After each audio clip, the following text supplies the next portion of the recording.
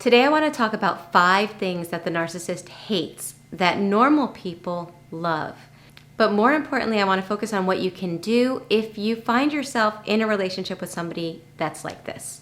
So let's get started. Number 1, narcissists hate holidays. They hate festivities, they hate birthdays, they hate anniversaries, they hate anything that's a cause for celebration that consists of something other than recognizing their gift to the earth. Okay, so if you're in a relationship with a narcissist, they will sabotage every special occasion and use it as a way to get other people miserable so that they can feed their narcissistic supply. Why? Well, special occasions are a time for celebration. They're a time to be able to reflect on your values, on the people that you love. They're a time to put away or put aside your stress and your problems and focus on things that are important to you and special to you.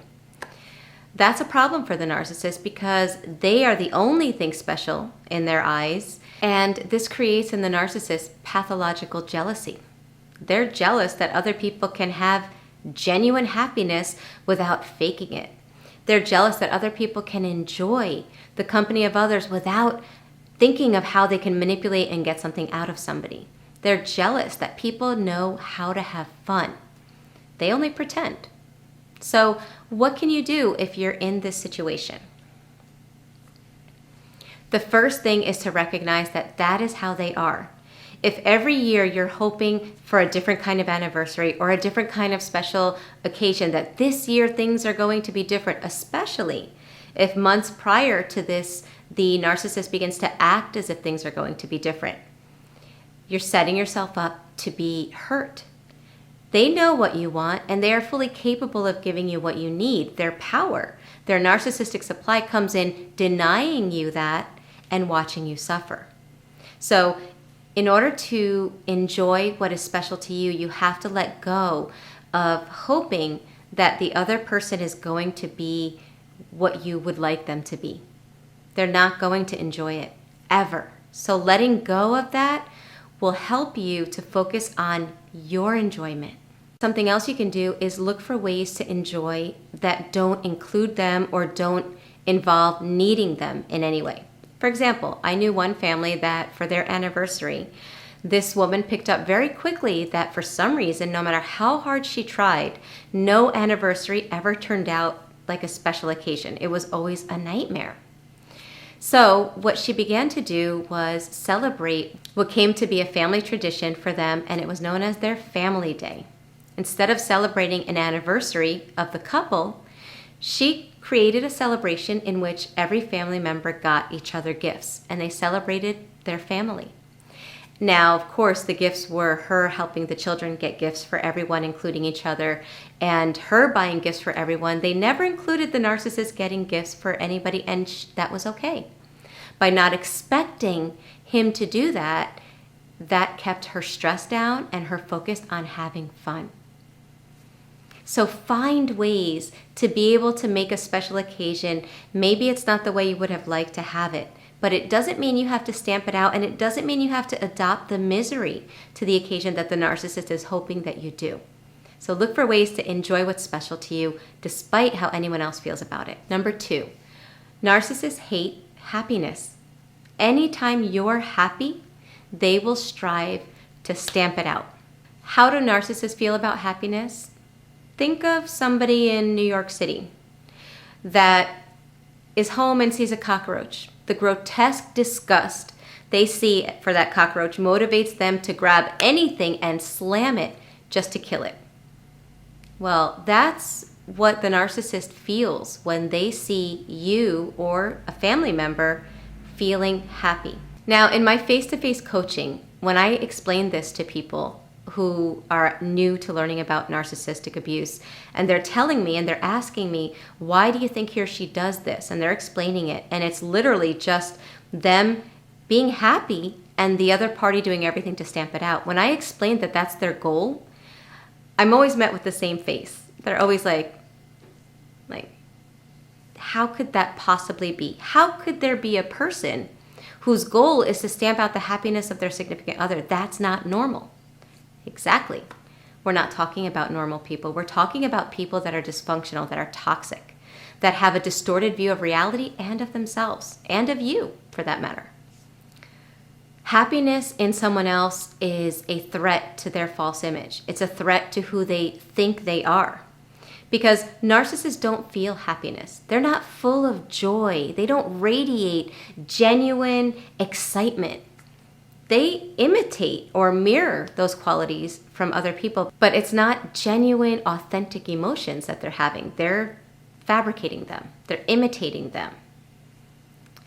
They see you as a genuine, authentic being. You have something they will never have, and that's the ability to feel genuine happiness from your core. Not a facade, not something that's false or fabricated, something real. That makes you better than them, and they can't have that. Now again, this is their logic, not mine. So they need to stamp it out, see you miserable so that they can it's like a release valve that's set off, and they're like, okay, I'm good. I'm not miserable. She or he is. Look how miserable they are. I'm not miserable. I'm the happy one. Anytime you're happy threatens that reality, and that's why they hate it. So how do you handle that if you're still in the relationship? Again, it's very similar to the first one that we talked about regarding holidays, is letting go. Letting go of what you cannot control. When you're with somebody that never seems happy with what you do, but did in the beginning, because they did seem happy at one time, so you feel like it can come. It can be there. It's just something wrong with you, and you're striving and striving and striving and striving to get back to that point where they could find happiness in you, where they could be happy when you're happy. Okay, letting go of hoping that that will come back, because that was never real to begin with if you're dealing with a toxic, narcissistic person. That was a facade to get you hooked into the relationship. It wasn't real. So you have to let go of living to make them happy. That should not be your primary goal in life. Now, it would be nice, obviously, when we're in a relationship and we're normal, relatively healthy, because none of us are perfectly healthy, relatively healthy individuals, we want to make the other party happy. We strive to make that person happy. But if somebody has proven over a long period of time that they have now become an unpleasable person, then we have to let it go. And we have to look at our life and say, what am I doing to make me happy? How am I living my life in line with my morals, my goals, what's important to me, my children? Am I so focused on trying to please an unpleasable person that I'm not even happy in the things that I always wanted to be happy with, and that's my family. In other words, my children. Recognizing that their unhappiness is not your fault. They want you to think that they're unhappy and it's all because you haven't found the secret formula to make them happy. That's just a lie. That's just a lie to keep you in the hamster wheel. They're unhappy because they choose to be unhappy. Regarding my coaching clients, one way that I help them to see that this is strategically done, that the narcissist hates happiness, is by analyzing when the fights come about, what makes them angry. They're never angry when you're upset about something. Narcissists are always angry when everything seems fine. You think you're having a good time, you're having this great conversation with them, and the next thing you know, you're being attacked verbally. Or you're on your way to a beautiful event, and the whole ride there's some kind of crazy argument going on that makes no sense. It's because the narcissist has to do something to tone down your happiness. It's threatening them a little bit. So recognizing that your happiness is not dependent on them being happy with you. This is a hard one to swallow, okay? A lot of us need that approval from our significant other because maybe there are some unresolved wounds inside of us where we were taught as children that our worth is dependent on what others think of us. And now we're in a relationship and the person that's thinking of us does not think of us very highly. That just pours lemon on that cut, on that wound. So we need to heal that wound in order to be happy and recognize that we can feel good about ourselves, even if the other person chooses not to see any good in us. Having some key phrases is helpful too when they attack your happiness. If you're enjoying something, a passion, and they come over and they criticize it, rather than try to explain, rather than try to get them to see life through your eyes, a simple phrase like, well, you're allowed to have your opinion. You're allowed to see it that way. That's okay. Will help you to continue to stay happy in the things that make you happy. Don't wipe out your happiness just because you're in a relationship with somebody that hates what normal people love. Number 3, narcissists, unlike normal healthy people, hate when their significant other looks good. Now, normal people love that people find their significant other attractive or in shape. Somebody tells me, your husband is handsome or he's in excellent shape. I'm like, thank you, and I'm feeling good. I'm like, yep, that's my man. That's normal. We like that our spouse looks good, okay? But not narcissists. If somebody compliments their significant other, that's a threat to them. That means, oh my goodness, somehow that person raised my significant other in their eyes and I'm lower.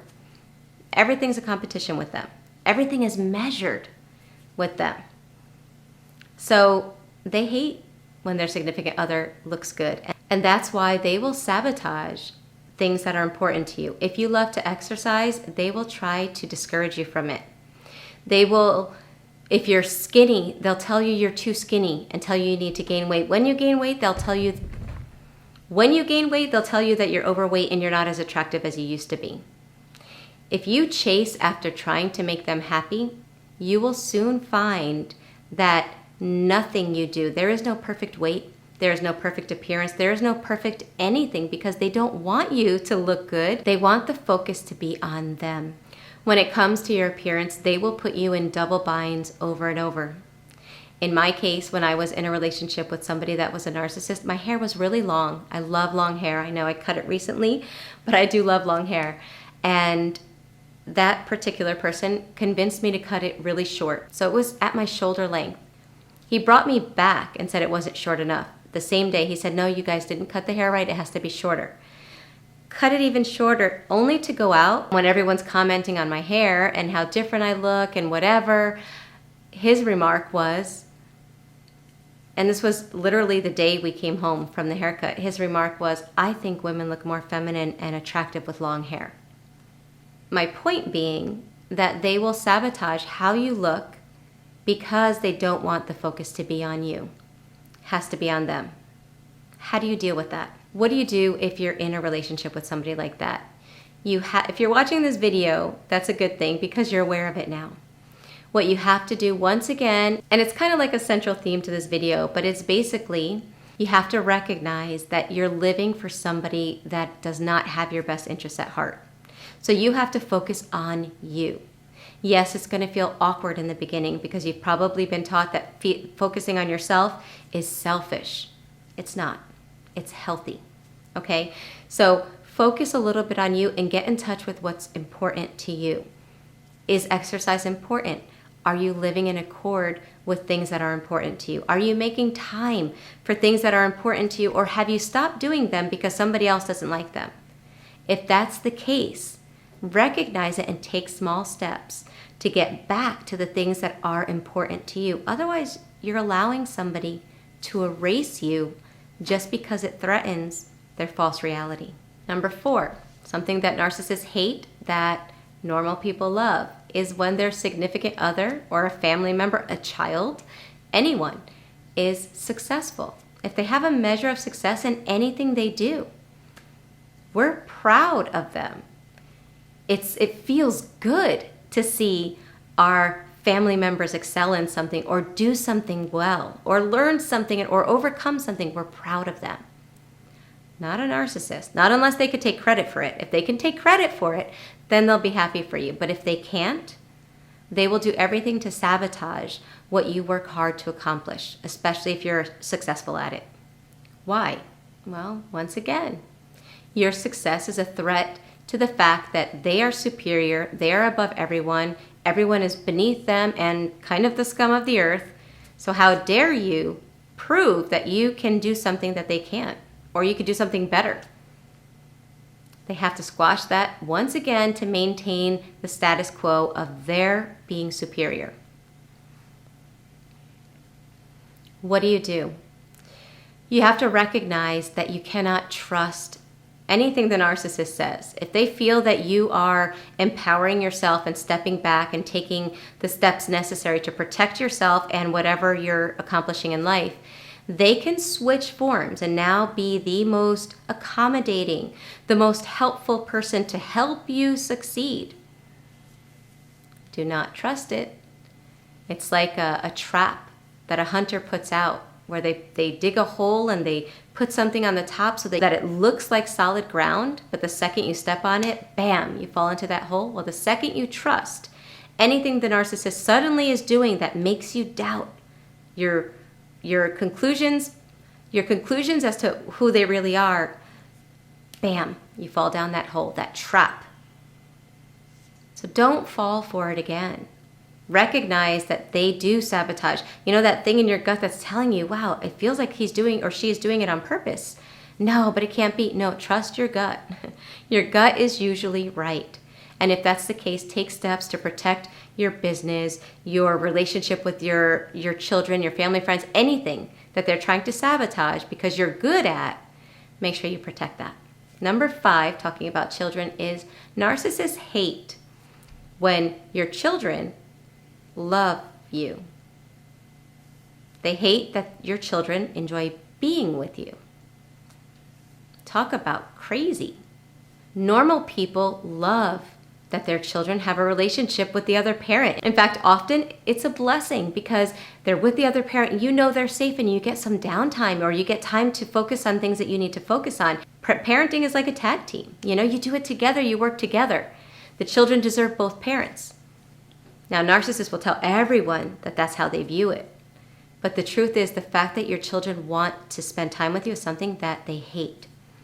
If you're divorced or separated and the children are on visitation, they will be punished anytime they express a desire to call the other parent. Or if they express that they miss the other parent, they will be punished. If they express any anger towards the other parent, they will be rewarded. Because narcissists hate to see that the children love you. Everything is a competition with them. What do? If you're still in the situation, you need to be aware of this. You need to look at the ways your significant other is undermining your authority in the family, if you're the head of the family, or the respect and love that you deserve as the mother. Is that being undermined? You have to be able to see it, recognize where it comes from, and start strategizing on how to help your children to view family life in a healthy way, view their parents in a healthy way. If you don't realize it, the only thing that they're being taught is the dysfunction of the other parent. So I know it's hard because if you are in a relationship with a narcissist, your head is not where it needs to be. You've been manipulated for a long time. You can barely function as an adult, let alone now trying to help small children. But they need it. They need your help. Otherwise, they're going to grow up thinking that all of this is normal. Those are 5 things that narcissists hate, that normal people love, and hopefully I gave you some helpful tips on what to do about it.